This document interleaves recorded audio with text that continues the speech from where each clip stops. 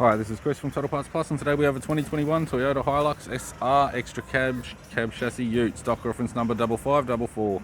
This shape runs from the 6th month 2020 and is the current shape. It has a 2.8 litre 4-cylinder 1GD turbo diesel engine backed by an automatic front four-wheel drive transmission.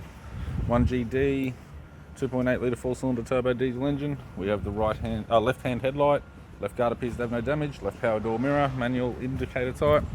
Left front 17-inch steel rim with a good tyre. Both left-hand doors appear to have no damage. Left rear 17-inch steel rim with a good tyre.